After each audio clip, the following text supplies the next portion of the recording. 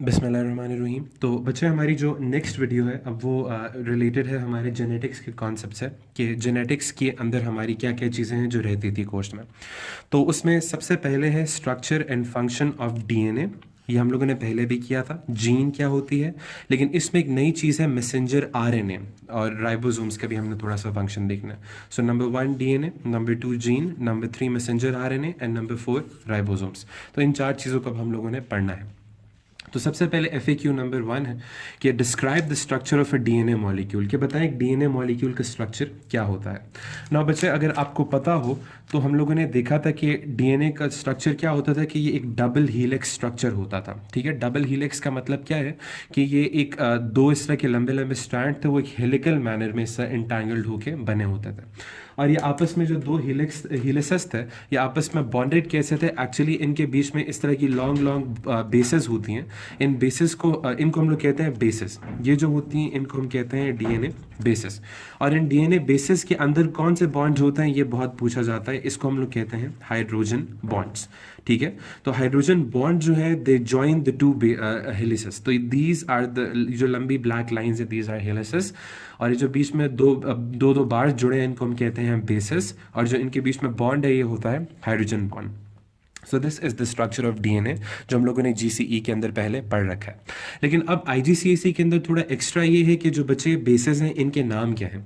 इनके नाम होते हैं adenine, thymine, cytosine and guanine. लेकिन आपको ये याद करने की ज़रूरत नहीं है, आपको सिर्फ याद करने हैं ATCG। ये ज़्यादा सिंपल याद रहेगा। तो चार टाइप्स की बेसेस हैं हमारी ATCG। इसमें एक चीज़ आपने याद रखनी है कि हमेशा A और T आपस में बॉन्ड करेंगे। ये और किसी से बॉन्ड नहीं करते। A हमेशा T से करता है, T हमेशा A से करता है। एट से याद रख लें।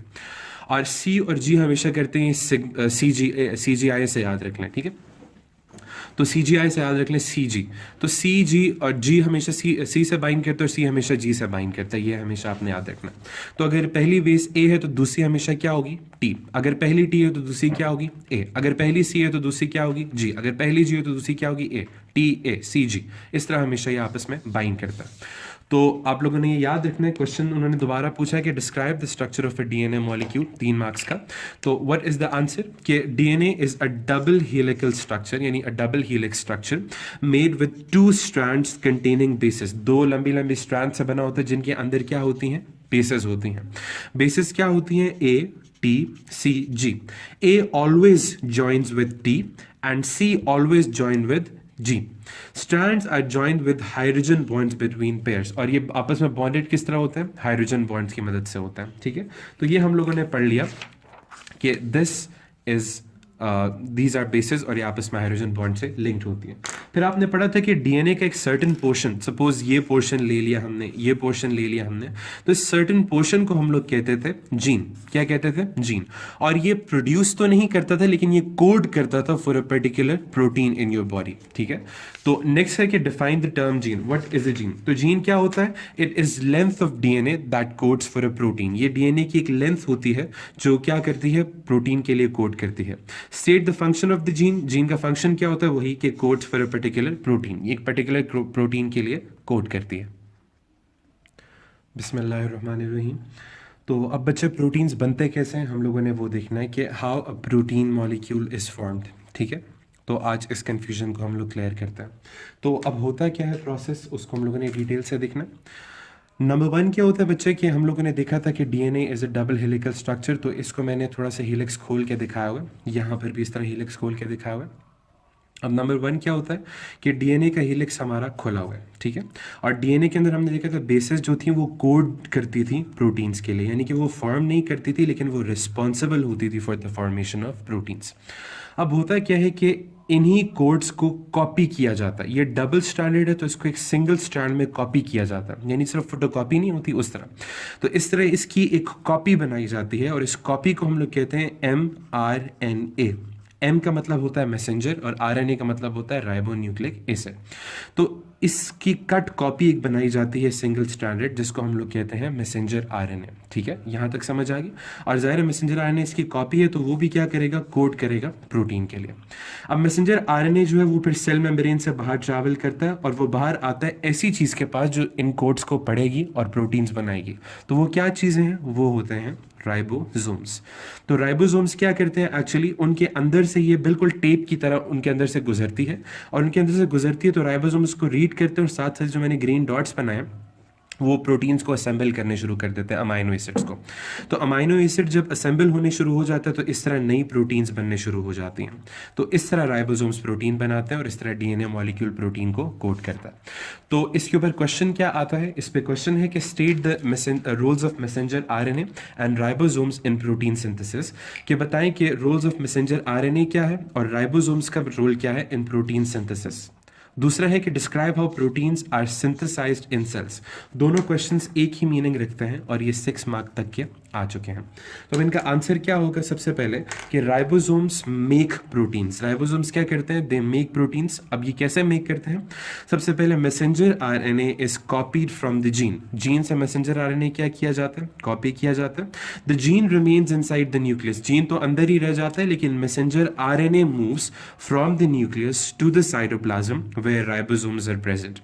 Then the messenger RNA passes through the ribosomes, with the help of which ribosomes assemble amino acids into proteins. Protein synthesis uses energy. Order of amino acids is determined by the gene. ठीक है, तो ये है process जिसकी मदद से protein synthesise किए जाता है। आप इसको एक बार दोबारा रिपीट करके देख लीजिएगा। तो प्रोटीन सिंथेसिस बच्चा हमने पढ़ ली, वो वहीं तक थी और उस पर उतने ही क्वेश्चंस आते हैं। अब एक इंटरेस्टिंग बात जो हमारे इस चैप्टर में है, जो आईजी से रिलेटेड है, वो ये है कि डीएनए को यूज़ किया जाता है, यानी डीएनए बेस की सीक्वेंस को यूज़ किया जाता है in classification. If you remember, हमारे आईजी का बहुत स्टार्ट में हम लोगों ने पढ़ी थी कॉन्सेप्ट्स पर्टेनिंग टू क्लासिफिकेशन। तो अब हम लोग देख रहे हैं कि डीएनए की मदद से क्लासिफिकेशन कैसे की जाती है। तो actually base sequences of DNA और of different species are compared. Actually आपको पता है कि डीएनए की जो बेसेस हैं, इनके जो कॉम्बिनेशंस हैं, मैंने तो ऐसे ही रैंडम दिखाए हैं, ये billions and trillions of combinations इस तरह के बन सकता है। तो base sequences of DNA of different species are compared to investigate how species are related to one another, कि species एक दूसरे से related कैसे हैं। The most closely related species have the shortest distance from a branching point on a classification tree। अच्छा, इसका मतलब क्या है, अब हम ये देखते हैं। एक्चुअली होता ही है कि आप जब डीएनए की मदद से स्पीशीज को देखते हो तो उनको कंपेयर करते हो, फिर उनका एक क्लासिफिकेशन ट्री बनता है। क्लासिफिकेशन ट्री कैसा दिखता है, वो कुछ इस तरह का दिखता है। अब इसमें जिस स्पीशीज का अपने एंसेस्टर से कम जो ब्रांचिंग पॉइंट होता है, these are the branching points जहां से ब्रांचेस बन रही हैं। इन ब्रांचिंग पॉइंट्स जिनका सबसे कम डिस्टेंस होता है वो आपस में सबसे ज्यादा रिलेटेड होती हैं, और जिनका सबसे ज्यादा डिस्टेंस होता है वो आपस में सबसे कम रिलेटेड होती हैं। ठीक है, तो अब सपोज ये एक वो है हमारे पास क्लासिफिकेशन ट्री है। ठीक है, एक एंसेस्टर था किसी स्पीशीज का, उसने 2 में डिवाइड किया, उसने फिर फर्दर डिवाइड करते करते इस तरह ABCDEF में डिवाइड कर दिया। अब आपसे क्वेश्चन पहले ये पूछा गया कि state 2 species that are most closely related. इनमें से कौन सी ऐसी स्पीशीज है जो सबसे ज्यादा रिलेटेड है। तो सबसे पहले हमने क्या टिप देखनी है कि ब्रांचिंग पॉइंट से सबसे ज्यादा कौन वो है। तो आप देखें इस पॉइंट से तो बहुत दूर है F, तो ये तो रिलेटेड नहीं है किसी से। इसको देखें तो E भी दूर है, इनको देखें तो ये करीब है, लेकिन सबसे करीब कौन है इस ब्रांचिंग पॉइंट से, A भी है। तो यानी A और B आर क्लोजली रिलेटेड। ठीक है, ये याद करने की चीज़ है। उसके बाद नेक्स्ट जो है, explain why F is the most distantly related species from all of the other 5 species। पता है F सबसे ज़्यादा distantly related क्यों है? क्यों है? Because longest distance from the branching point, क्योंकि branching point से सबसे ज़्यादा distance इसका है। No other similar species in the branch। दूसरा आप देख रहे हो F के साथ और कोई ब्रांच बनी नहीं हुई है, बाकी देखो अपनी अपनी ब्रांचेस में है, लेकिन F के साथ कोई ब्रांच नहीं है। तीसरा कि only one ancestor, इसका सिर्फ एक ही ancestor है। चौथा they may have differences in base sequences than the others, शायद इसके बेस सीक्वेंस में डिफरेंस इसी वजह से इतना दूर है। तो ये सारे रीजन है जिसकी वजह से जो F है वो काफ़ी सबसे डिफरेंट है। सी पार्ट में पूछ रहे हैं कि modern methods of classification rely on analysis and comparison of base sequences of DNA. Describe the type of evidence that scientists used for classifying organisms before they were able to sequence DNA। कह रहे हैं अभी तो scientist क्या करते हैं, आप लोग देखते हो कि हालांकि कितना ऑकवर्ड है, लेकिन एक पैंडा बेयर जो है, पैंडा बेयर जो बिल्कुल बाकी बेयर्स की तरह दिखता नहीं है, लेकिन वो बेयर से रिलेटेड है। ठीक है, तो अब कह रहे हैं कि पहले अभी तो हम डीएनए की मदद से सबको रिलेट कर सकता है, लेकिन पहले पहले क्या करते थे जब डीएनए डिस्कवर नहीं हुआ था या डीएनए के सीक्वेंस को यूज़ नहीं किया जाता था, तो उससे पहले साइंटिस्ट किन चीज़ों को देख के क्लासिफाई करते थे एनिमल्स को? 2 मार्क्स।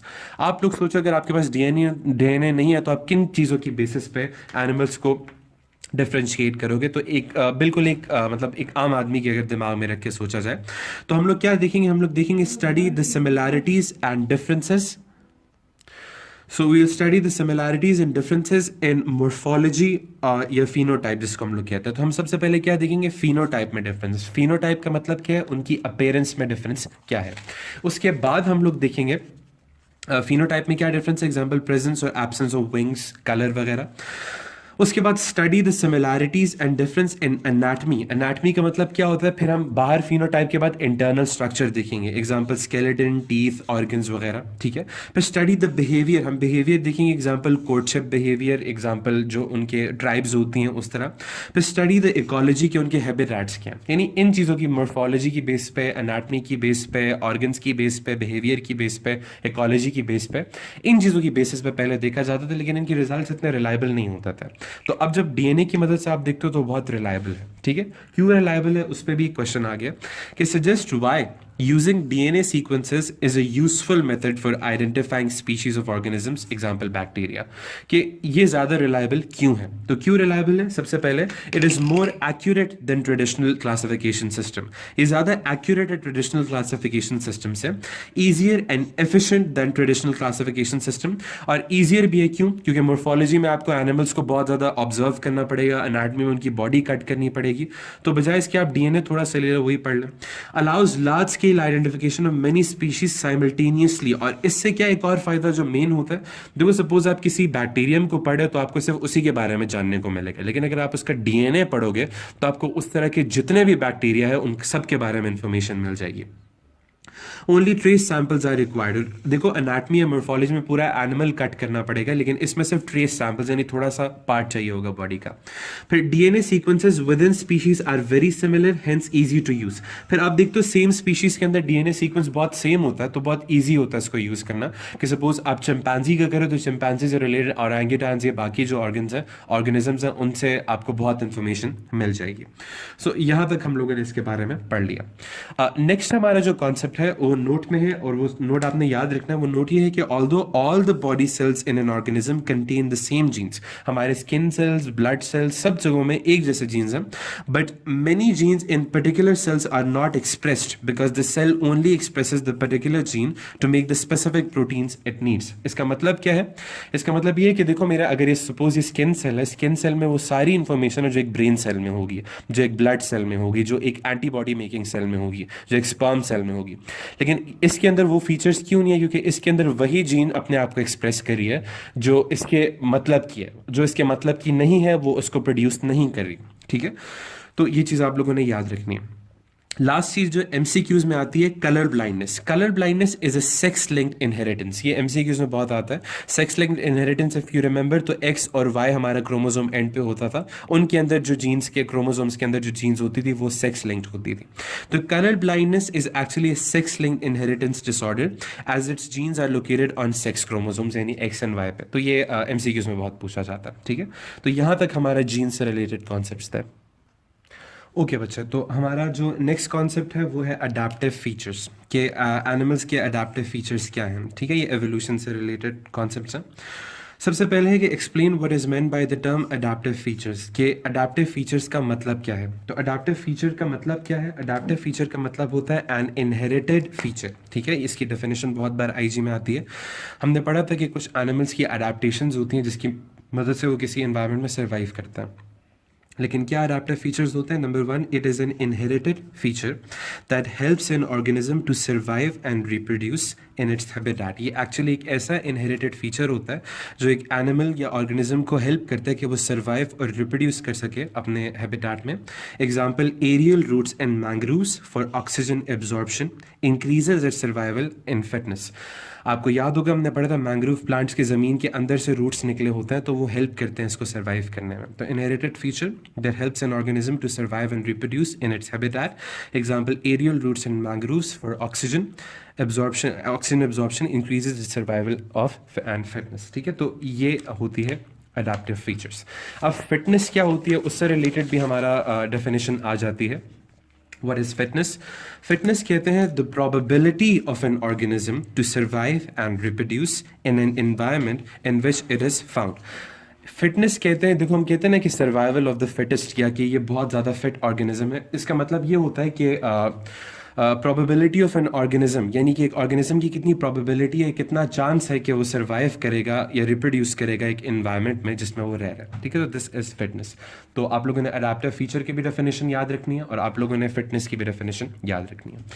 अब कुछ ऑर्गेनिजम्स के अडेप्टिव फीचर्स जो हैं वो आपके कोर्स में पूछे जाते हैं। वो कुछ प्लांट्स हैं जिनको हम लोग कहते हैं हाइड्रोफाइट्स एंड जीरोफाइट्स। अब what are hydrophytes and what are xerophytes, इनकी तरफ थोड़ी रोशनी डालते हैं।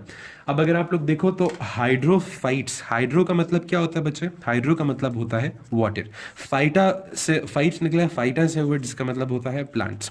जीरो का मतलब होता है विदाउट वाटर, याद रखना है, वैसे इसका मतलब ड्राई होता है। और फाइटा का मतलब वही प्लांट।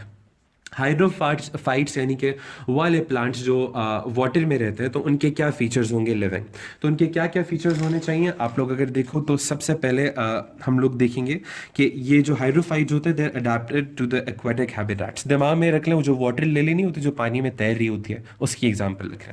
सबसे पहले इनके जो there are large air spaces in leaves, इनके लीव्स के अंदर बहुत लार्ज एयर स्पेसेस होते हैं, enabling the leaf to float in water. इससे क्या होता है कि लीफ पानी में डूबता नहीं है, वो ऊपर तैरता है। Next, diffusion of gases, example carbon dioxide and oxygen भी इनकी वजह से होती है। बेटर एक्सेस टू लाइट भी होती है। ठीक है, अगर पौधा डूब जाएगा तो कार्बन डाइऑक्साइड और ऑक्सीजन प्रॉपर नहीं मिलेगी और लाइट की तरफ एक्सेस प्रॉपर नहीं होगा। दूसरा, आप देखो इनका स्टोमेटा, क्या स्टोमेटा नीचे होना चाहिए वाटर लिलीज का या ऊपर? अगर नीचे होगा तो वाटर सारा एंटर कर जाएगा, ऊपर होना चाहिए। So stomata on the upper side allows exchange of gases like carbon dioxide and water via diffusion through the leaf. If the stomata were on the lower side then the water would enter the leaf through stomata and leaf would sink, carbon dioxide would be less available to the leaf and carbon dioxide diffuses faster in air than water. ठीक है, तो इसीलिए stomata ऊपर है।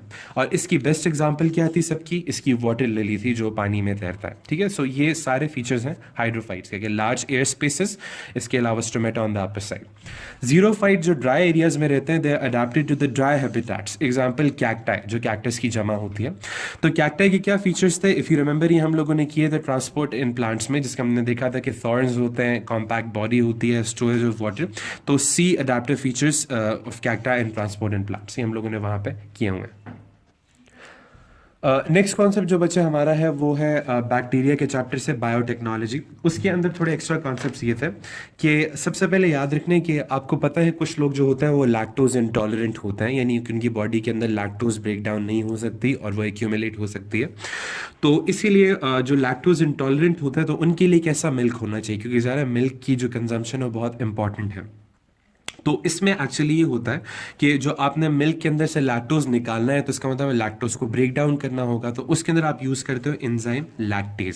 सो enzyme lactase is used to produce lactose free milk for the people who are lactose intolerant, उनके लिए जो lactose intolerant है। ठीक है, अब क्वेश्चन है कि suggest why lactase might be added to milk. बताइए लैक्टेज को क्यों ऐड किया जाता है मिल्क के अंदर? तो क्यों ऐड किया जाता है? Lactase break down the lactose. Lactase क्या करता है? वो लैक्टोज को ब्रेक डाउन करता है into glucose and galactose. If you remember, तो किस किस में उसको ब्रेक डाउन करता था? ग्लूकोज और गैलेक्टोज में ब्रेक डाउन करता था, which are small enough to pass through the small intestine. और ये स्मॉल इनफ होते थे कि ये स्मॉल इंटेस्टाइन से क्या कर सके? गुजर सके। ठीक है, लैक्टोज इंटॉलरेंस की वजह ही क्या थी कि जो लैक्टोज होता था बड़ा मॉलिक्यूल है, तो ये विलाय से गुजर नहीं सकता। लेकिन जब आप लैक्टोज में डालते हो तो वो उसको ग्लूकोज और गैलेक्टोज में तोड़ देता है, और ग्लूकोज और गैलेक्टोज आपको पता है they are soluble in nature, तो वो स्मॉल इंटेस्टाइन्स में आराम से क्या हो जाते हैं? एब्जॉर्ब हो जाते हैं। So this reduces the chance of lactose intolerance and diarrhoea. तो इससे डायरिया और लैक्टोज इंटॉलरेंस के चांसेस बहुत कम हो जाते हैं। Hence lactose intolerant people can consume milk. तो इसकी वजह से फिर लैक्टोज इंटॉलरेंट जो लोग थे, जो डिप्राइव हुए थे मिल्क की कंजम्पशन से, उनको प्रॉपर अमाउंट ऑफ मिल्क मिल सकती है ताकि वो कैल्शियम एंड फॉस्फोरस आयंस उनसे गेन कर सके। तो यहाँ तक हमारे कुछ एक्स्ट्रा कॉन्सेप्ट्स है जो हम लोगों ने कंप्लीट किए।